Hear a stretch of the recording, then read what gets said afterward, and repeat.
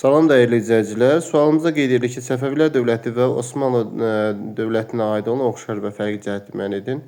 Mərkəzi Asiya torpaqlarından meydana gəlməsi heç birinə aid ola bilməz. Ona görə A heç birinə aid deyil. Maliyyə İşləri Vəzirinin baxması deməli B olacaq Səfəvilər dövlətinə. Burada yazıq B oldu Səfəvilər dövlətinə.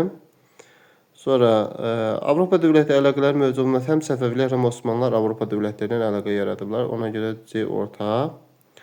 İspan donanması ilə mübarizə aparan isə Osmanlılar olmuşdur. Ona görə də D 2-yə aid olacaq. Deməli 1 də B, 2 də C, 3 də C, Y variantı uyğundur.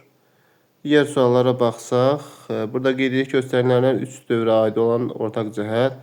Mezolit, neolit və eneolit dövrünə ortaq cəhət. Qəbirlər üzərində kurqanların tikilməsi erkən tunca aiddir. Ana xaqanlığın mövcud olması uyğundur. Yəni bunların üçündə də ana xaqanlıq mövcud olub. Üst paleolitdən başlayıb erkən tunc dövrünə qədər davam edib. Deməli burada B uyğun variant olar.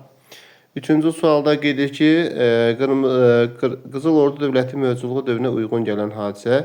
Qızıl Ordu dövləti 1242-ci ilə 1507-ci ilə qədər mövcud olub. İngiltərədə mərkəzləşmiş dövlətin əsası 1066-dır, yanlışdır.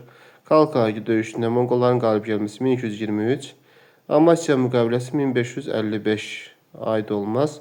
Müsəlmanlar bütün siyasi hakimiyyəti türklərin əlinə cəmləşməsi, müsəlman dünyası bütün siyasi hakimiyyətin türklərin əlinə cəmləşməsi, bütün müsəlmanlar xəlifəsi adlanması Sultan Səlimin dövründə olub 1518.